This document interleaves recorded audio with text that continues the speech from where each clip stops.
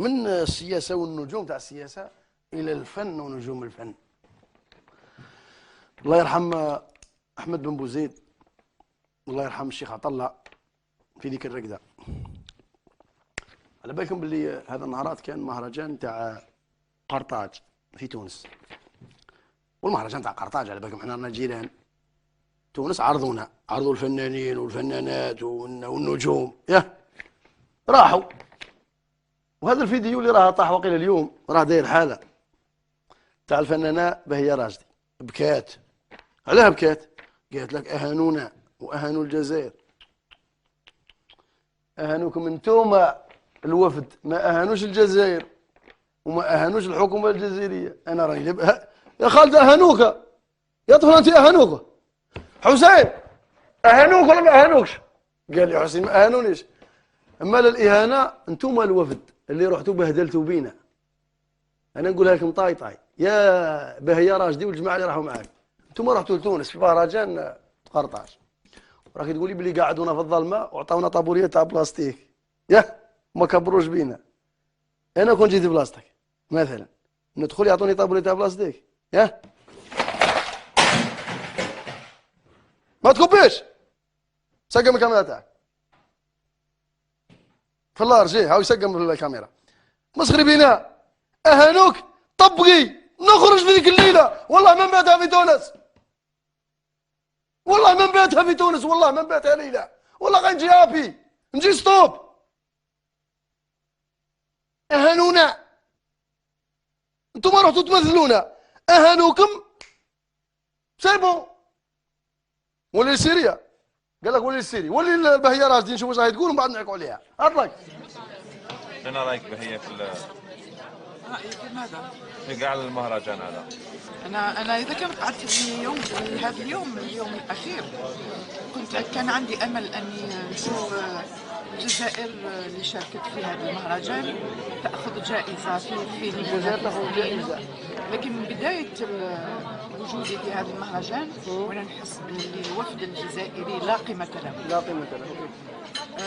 ما كان يسقسي عليك، ما كان اللي يمشي معك، ما كان صحافة، ما كان حتى شيء.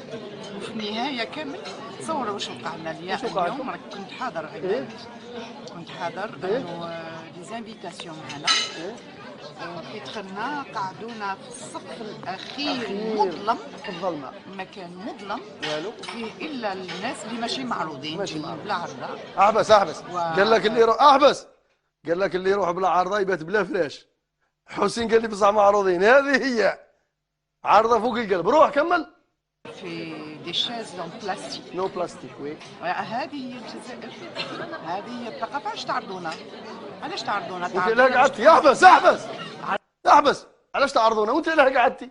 كي جابوا لك الكراسه تاع البلاستيك وما حبيتيش تتهاني، وعلاه قعدتي؟ كون ضربتي هذاك الكرسي بلاستيك ضربتيه بكودبي وجيتوا.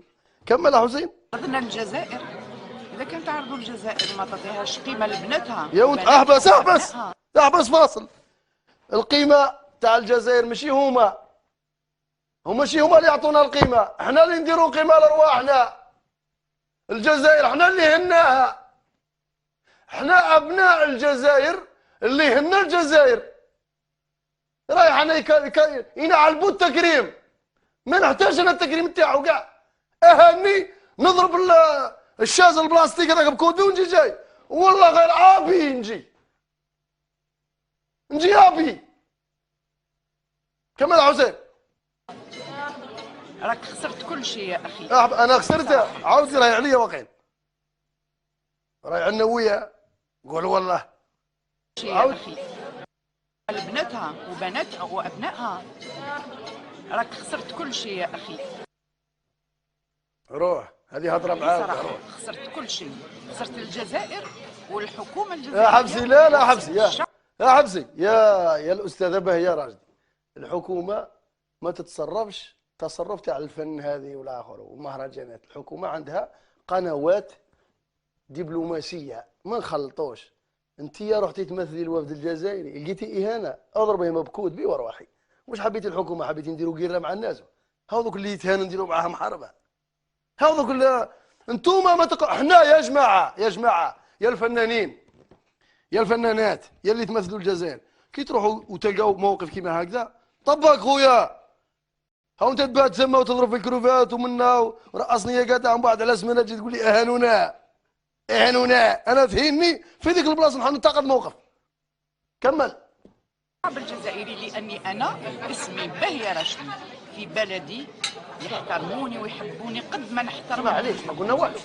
للاسف اليوم حسيت نفسي مهانه لدرجه لا تتصور. انت حسيت باش نتصور. فهذا الشيء هذا دموع، ماشي دموع انا عندي كبرياء. وشفتني كيفاش خرجت قبل ما تبدا الحفل، قبل ما يبدا الحفل كي قعدنا السيد قال لنا انتم الجزائريين تقعدوا هنا، يعني قالها بواحد الطريقه. قلنا له احنا وفد جزائري، هل تعرف واش معنى الجزائر؟ هل تعلم؟ الجزائر وما ادراك ما الجزائر. نقعد هنا يا السلام عليكم ويعطيك الصحه انت اللي خرجت معايا عماد، وقفت معايا يعطيك الصحه. ربي ان شاء الله يبقي بخاطرك، ان شاء الله تصبح نجم في بلدك ان شاء الله، ان شاء الله تتغير الاحوال عليكم. الله لانه الشيء اللي جاز علينا احنا من زمان كنا صابرين لانه في بلدنا. احبس راح نرقد احبس.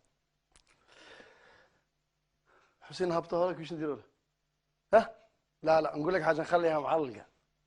تهبطها هذوك الجماعه تاع الفن يقول لك قامه من قامات النجوم خليها هكذا، خليها عقب الجينيريك هكذا ما نطلعها من هبط عقب.